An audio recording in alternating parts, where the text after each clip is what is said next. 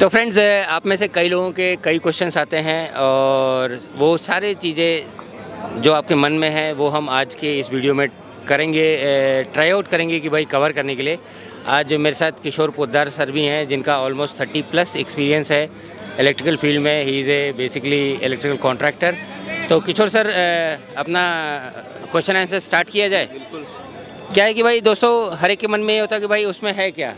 एक solar system में एक मॉड्यूल होता है, एक इन्वर्टर होता है, एक वायरिंग होता है। तो ऐसा it's not only 3 components, almost 70 components होते हैं और हर कंपोनेंट की अपनी अहमियत है।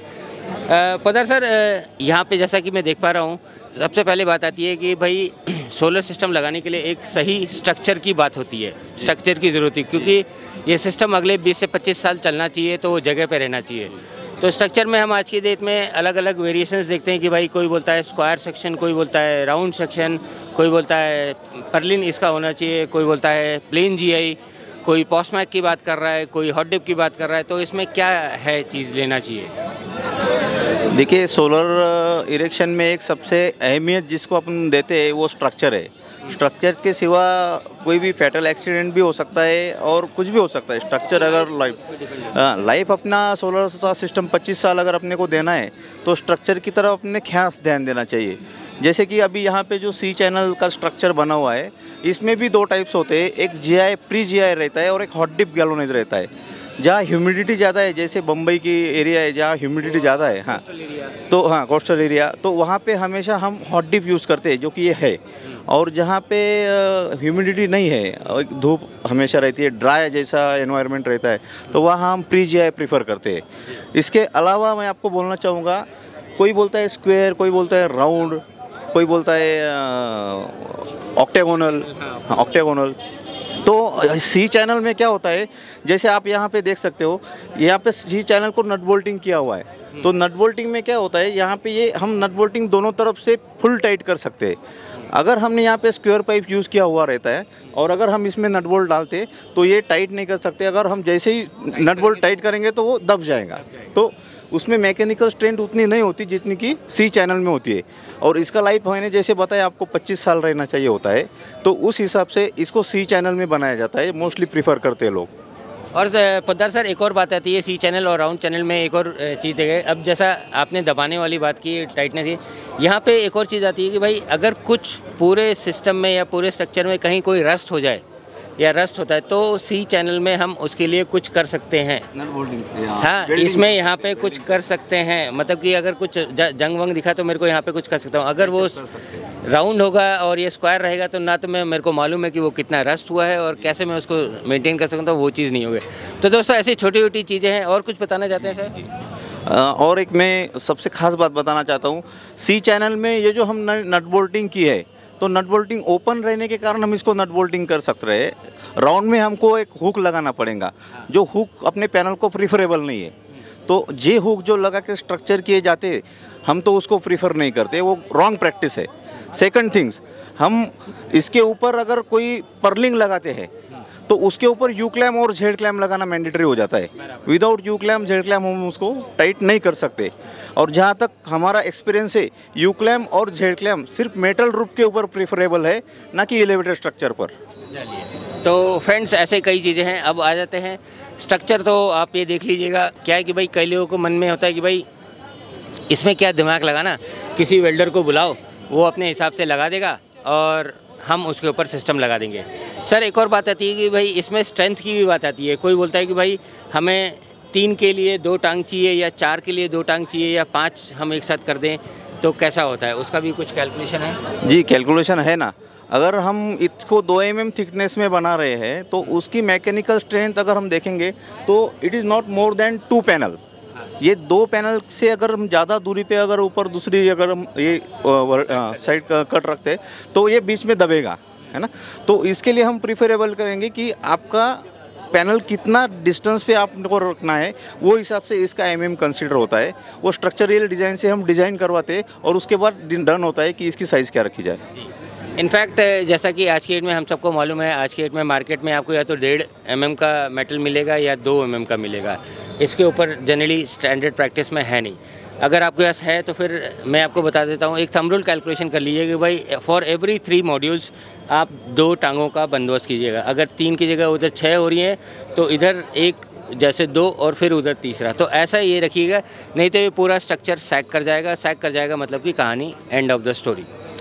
चलिए अब यहाँ पे बात आती है सर, यहाँ पे कई लोग इसको कट करके वहीं पे वेल्डिंग करते हैं, और वेल्डिंग करना सही है कि गलत है? देखिए, यदि मजबूरी है और हम वेल्डिंग कर रहे हैं तो सिर्फ वेल्डिंग से काम नहीं चलेगा। हमको एक प्लेट लगा के उसको ड्रिलिंग करके नट बोल्टिंग करके उसको एक सपोर्ट देना ज़रूरी होता है। वेल्डिंग की लाइफ ऐसी 25 साल कोई भी वेल्डिंग की लाइफ अभी तक नहीं है। तो वेल्डिंग का जो वो स्पॉट रहता है वहाँ पे करोजन लग के वो ओवर द पीरियड टूट सकता है। तो इसके लिए हमको चाहिए कि हम एक आयरन की प्लेट ले, उसको नट बोल्टिंग करें, उसके बाद उसको प्रॉपर हम एक्सटेंशन दे के उसको बढ़ाया जाए। जी। तो और अगर कई जगहों पे ऐसा भी होता है कि जिंक कोटिंग के भी आज के डेट में लेटेस्ट आ चुके हैं, वो भी इस्तेमाल में या चलन में हमने देखे हैं। अब आ जाइए सर दूसरा important component that is heart of the system, है जो कि मॉड्यूल। हाँ, तो मॉड्यूल में भी बड़े क्वेश्चंस होते हैं। आज की डेट में बहुत सारे क्वेश्चंस आते हैं कि भाई मैं मोनो में जाऊँ, मल्टी में जाऊँ। फिलहाल मल्टी तो आज की डेट में गायब हो गया, मोनो है आज की डेट में। यहाँ पे आ जाती है पर्क में जाऊँ या एचजीटी में जाऊँ या अपना टॉपकॉन में जाऊँ या बाईफेशियल में जाऊँ। तो आज की डेट में जितने भी मैन्युफैक्चरर हैं वो बोलते हैं कि भाई बाईफेशियल में जाने का, बाईफेशियल उनके पास है, हाँ, प्लस ये मोनोफेशियल। तो बाईफेशियल सेलेक्ट करें या मोनोफेशियल सेलेक्ट करें, कैसे? ये डिपेंड्स ऑन रूफ, अपना रूफ कैसा है। अगर हमारा रूफ है और हम ज़्यादा हाइट पे नहीं जाना चाह रहे, 3 फीट 4 फीट का अगर एलिवेटेड स्ट्रक्चर है, नीचे अगर चाइना मोज़ेक है या अपना मेटल रूफ है, तो उसके ऊपर ऑलरेडी रिफ्लेक्शन हमको मिलने वाला है, तो हम उसमें प्रीफर करेंगे कि हम आप बाईफेशियल में चले जाइए।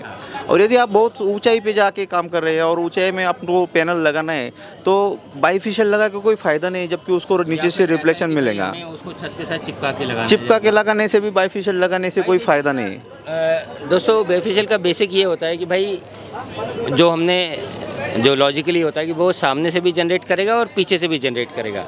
लेकिन अब आप देखिए सामने से हमने क्या रूल फॉलो किया कि भाई वहाँ पे there should not be any shadow free, मतलब कि it has to be shadow free area. वहाँ पे कोई भी शैडो नहीं पड़ना चाहिए, तभी जाके वो बाईफेशियल कामयाब तरीके से। अब वही चीज़ चूँकि हमें पीछे से भी करना है तो वो रूल सेम पीछे से भी लगेगा। तो उस हिसाब से उसका स्ट्रक्चर भी डिज़ाइन होता है। बाईफेशियल में मतलब अगर हम बात करें तो अगर ऐसा स्ट्रक्चर में बाईफेशियल करेंगे तो ये ऑलरेडी यहाँ से इसका शैडो रहेगा, तो वो चीज़ कामयाब नहीं होगी। एम आई राइट सर? दूसरी बात है कि बाईफेशियल में ये देखा जाए कि भाई एल्बिडो इफेक्ट कितना है, कितना रिफ्लेक्शन नीचे से आ रहा है और नीचे की सरफेस क्या है।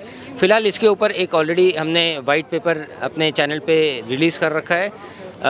आप गूगल में भी देख सकते हैं, वहाँ पे भी ये वाइट पेपर अवेलेबल है। आप बाईफेशियल जाएँ या मोनोफेशियल जाएँ, ये चीज़ आपको तय करनी है depending upon the site conditions. एक और क्वेश्चन आता है कि सर डीसीआर नॉन डीसीआर, तो चलो हम ये समझ सकते हैं भाई सब्सिडी के लिए तो डीसीआर लगेगा, नॉन डीसीआर के लिए हाँ वो उसके ऊपर बहुत बहस हो सकती है, उसमें कोई एंड नहीं है। अब बात आती है कि सर हम टॉपकॉन जाएं या मोनोपर्क जाएं? देखिए, टॉपकॉन एक नई टेक्नोलॉजी है, लेकिन अगर as per my personal experience Topcon का अगर साइज़ मोनोपर्क जितना रहता था और उसका अगर वेटेज बढ़ाया जाता था तो हम उसको रिकमेंड करने के लिए तैयार थे। लेकिन अगर टॉपकॉन का आपने साइज़ बढ़ा दिया है और उसके अकॉर्डिंगली थोड़ा सा वेटेज बढ़ा है तो मैं उसको प्रीफरेबल नहीं करता। लेकिन अभी जो HJT आया है तो उसको हम प्रीफरेबल कर सकते हैं, क्योंकि साइज़ कुछ ज़्यादा बढ़ा नहीं है, लेकिन 730 वाट का पैनल आ गया है। तो अभी उसका आउटकम आएगा, हम उसको प्रीफर करेंगे। तो बेसिकली HJT मतलब कि हेटेरो जंक्शन, जो कि अब अगले कुछ सालों के अंदर आपको मार्केट में देखने को मिलेगा। फिलहाल अब हम आगे बढ़ते हैं।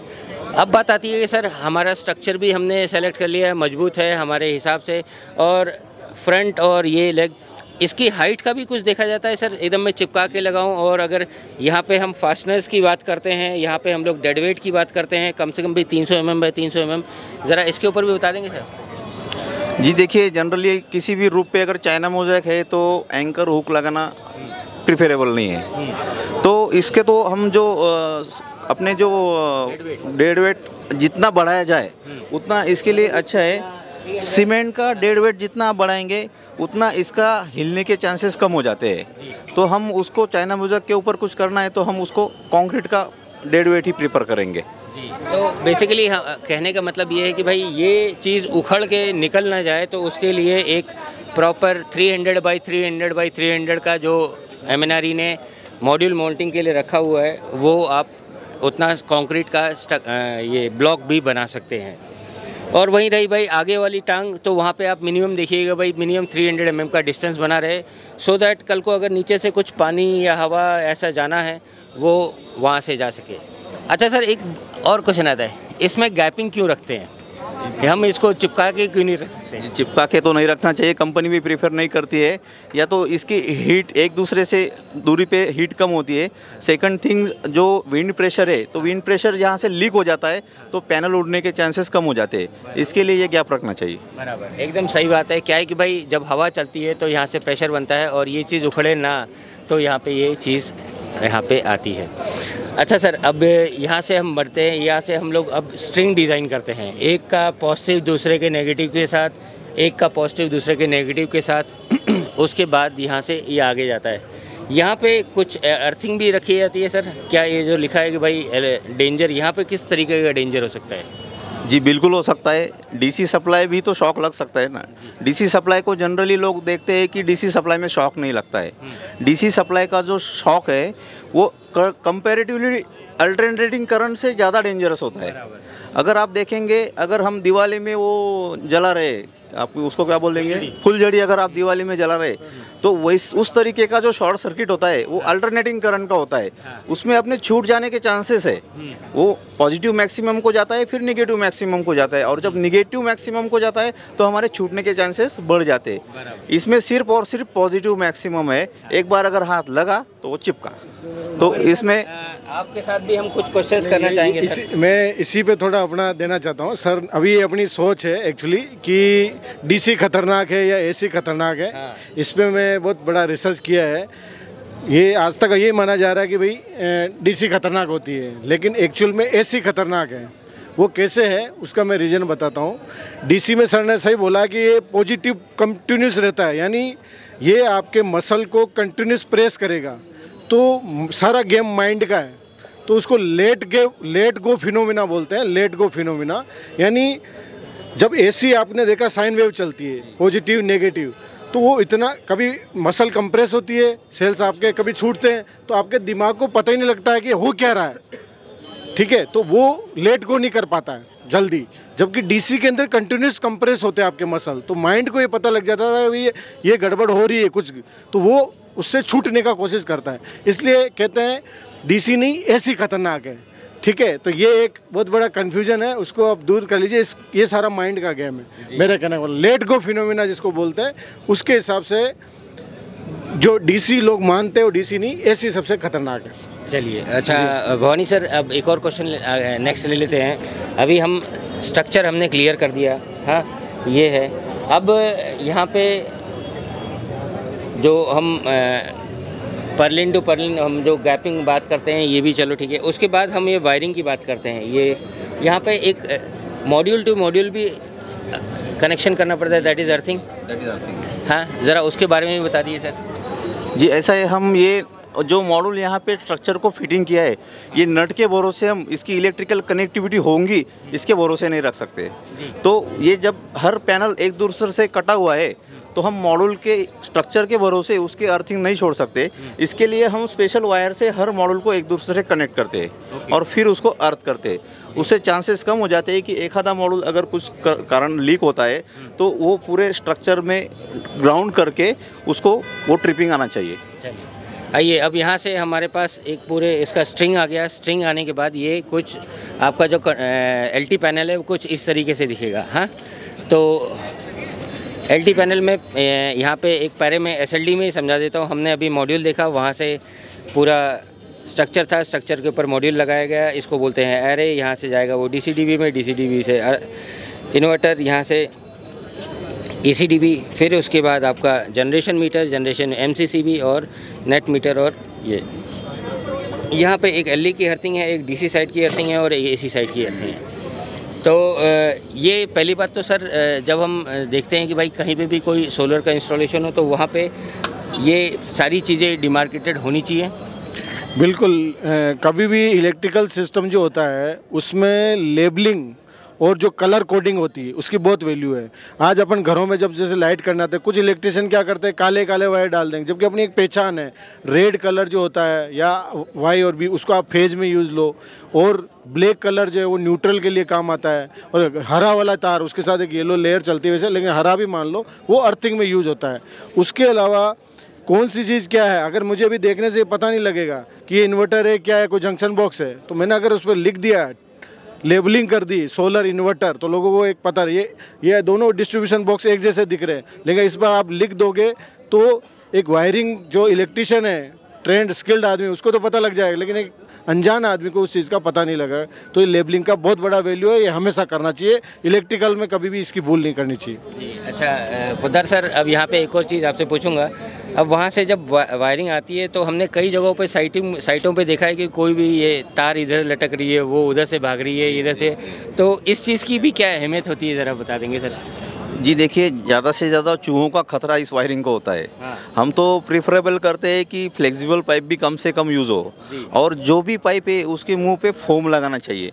तो फोम लगाने से भी उसको एंटर नहीं कर देना, मधुमक्खी, हाँ, तो वो सब वायर को इंसुलेशन कतरते हैं और उसके बाद में शॉर्ट सर्किट होता है। तो हमें चाहिए कि ज़्यादा से ज़्यादा वायर के मुंह बंद हो, और फ्लेक्सिबल पाइप की लाइफ 25 साल नहीं है, तो फ्लेक्सिबल पाइप की जगह अपन सॉलिड पाइप यूज़ करें, तो मैं उसको प्रीफर करूँगा। जो भी पाइप आ रहे हैं उसके दौरान किधर भी पाइप ओपन नहीं रहना चाहिए, बराबर। तो जहाँ से स्टार्ट हो रहा है और एंड आ रहा है, स्टार्ट और एंड में भी फोम भर के उसको लॉक करना जरूरी होता है। फोम भर के आप लॉक कर सकते हैं। ओके, चलिए अब सर यहाँ से आया डीसी साइड, डीसी-डीबी हो गया, अब यहाँ पे एक फ्यूज़ है, एक एसपीडी है, और यहाँ से अब ये एक अर्थिंग की भी वायर गई है। यहाँ से ये गया अपना इन्वर्टर में। इन्वर्टर बेसिकली अपने पूरे सिस्टम का दिमाग हुआ जी, जो कि पूरे डीसी को एसी कर रहा है। फिर यहाँ से जाएगा एसी साइड। अब ये इन दोनों का रोल क्या है सर, क्योंकि सारा खेल तो ये कर रहा है। जी बहुत सही पूछा आपने। डीसी के इसमें अगर कुछ करंट का अगर वेरिएशन होता है तो नेचुरली वो इन्वर्टर को डैमेज करेगा, तो इसका भी एक प्रोटेक्शन होना चाहिए। जो इस डीसी फ्यूज़ अंदर लगा हुआ है और उसके थ्रू जब ये सप्लाई दे रहा है इन्वर्टर को, तो नेचुरली वो जो हाई या लो करंट, हाई करंट की वजह से जो भी इफेक्टेड होने वाला है तो वो इसको प्रोटेक्ट करेगा। इसमें एचआरसी फ्यूज़ है, एचआरसी फ्यूज़ कट हो जाएगा, तो इन्वर्टर को प्रोटेक्ट करेगा। सेकंड थिंग्स, अगर जर्क आता है, jerk in the sense suddenly high हो जाता है और सडनली नहीं, लाइटिंग नहीं, इसको जर्क बोलते हैं हम, हाँ। तो जर्क के कारण फिर ये एसपीडी जो है वो अपना डीसी फ्यूज़ को ब्रेक कर देता है। डीसी फ्यूज़ को जैसे ही वो ब्रेक करता है अपना इन्वर्टर प्रोटेक्ट होता है। तो इसके लिए डीसी-डीबी मैंडेटरी है। लोग बोलते हैं कि इन्वर्टर में इनबिल्ट डीसी-डीबी आ गए, करेक्ट, हाँ। तो इन्वर्टर में इनबिल्ट डीसी-डीबी अगर हमने एक्स्ट्रा लगा भी दिया तो उसकी कॉस्ट इतनी बहुत हाई नहीं है कि हम एक्स्ट्रा प्रोटेक्शन लगाने से हम कतराए, तो हम प्रीफर करेंगे कि डीसी-डीबी लगाना चाहिए। अच्छा सर, एक और है कि भाई ये जो है इन्वर्टर में कई जगहों पे कुछ में डीसी स्विच भी होता है, और कुछ जो अभी जैसे यहाँ पे देख पा रहे हैं इसमें डीसी स्विच नहीं है जी। अगर मेरे को इसको आइसोलेट करने का है तो नेचुरली डीसी-डीबी काम में आएगा। फ्यूज़ हम हटा देंगे मेंटेनेंस के लिए इसको। अगर मैं इसको लाइव में अगर निकालता हूँ, वो बिल्कुल नहीं करना चाहिए। अगर दिन में रेडिएशन चालू है और अपना जनरेशन स्टार्ट है तो उसमें लाइव में बिल्कुल नहीं निकलना चाहिए।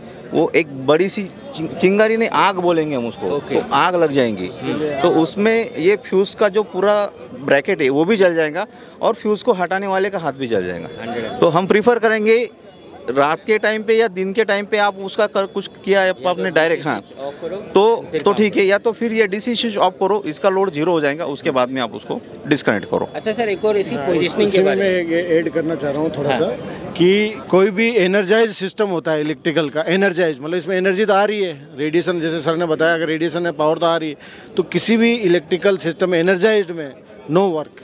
यानी आपको पहले एक लोटो सिस्टम आप लोगों ने सुना होगा, लोटो सिस्टम होता है, लॉग आउट टेक आउट, तो आप इस सिस्टम को बंद करो, लोग इसमें वो टैग लगाओ कि मैं मेंटेनेंस कर रहा हूँ, कुछ कर रहा हूँ, तब आप इस पर काम करो। तो वो लोटो सिस्टम जो होता है, लोटो हो गया अभी तो, log out take out and trial out, कि आपने जो किया है उसको आउट किया है तो वो आपके पावर वहाँ आ तो नहीं रहे, तब क्लियर करने का है। तो कहने का मतलब ये है कि इलेक्ट्रिकल सिस्टम में काम, एनर्जाइज सिस्टम में काम करना ही नहीं without shutdown, without isolation. Electrical language में हम उसको परमिट बोलते हैं। हाँ, विदाउट परमिट काम नहीं करना चाहिए। TW लेके ही काम करना है। अच्छा सर, एक और मुद्दा सर, अब यहाँ पे कई जगहों पे मैंने देखा है कि भाई ये लेफ़्ट राइट में है, राइट लेफ़्ट में है, या लेफ़्ट है या राइट है। कई जगहों पे मैंने इसको यहाँ पे भी देखा है।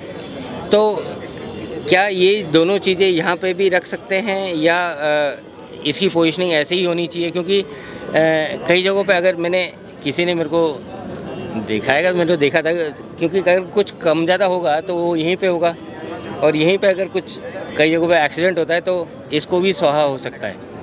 जी बिल्कुल सही बताया आपने, और वही कारण है कि ये नीचे नहीं लगाना चाहिए। और मेंटेनेंस के पर्पज़ से भी अगर अपने को इसको निकालना है, कुछ करना है, तो ये ACDB यहाँ लगाने से कोई मीनिंग ही नहीं है। ACDB इसके साइड में लगाइए, आपको मेंटेनेंस फ्री है। और जबकि ज़्यादातर इन्वर्टर में AC का आउटपुट है राइट हैंड में होता है, तो यहाँ से राइट हैंड में यहाँ जोड़ने के लिए ठीक होता है। कुछ तो डिस्टेंस हम एक 6 इंच का भी रखेंगे वो तो चलता है। लोग चिपका के रख देते हैं इन्वर्टर के आजू बाजू में, उसमें 6 इंच मिनिमम डिस्टेंस रखना चाहिए। बराबर। तो क्या है कि भाई ये इसके अंदर कोई फोर्स सर्कुलेशन नहीं है, ये हीट सिंक के साथ है, नेचुरल। इसका मॉसफेट ब्लास्ट हो सकता है। हाँ। तो उस केस में अपने ये दोनों आइटम जो है वो एक दूसरे से दूर होने चाहिए। चलिए, तो अब हम ये तो समझ लिया, इसकी पोजीशनिंग समझ ली, यहाँ पे नहीं होना चाहिए, इसकी वायरिंग समझ ली, उसके बाद हम ACDB में आते हैं। तो ACDB किस तरीके से हमको सेव कर रहा है सर? ACDB देखिए, ये तो हो गया DC साइड के लिए protection. What about AC side? AC side में जो आता है वो बिजली बोर्ड का सप्लाई आता है। डिस्कॉम कंपनी से आने वाला सप्लाई कभी भी प्रॉपर नहीं होता है।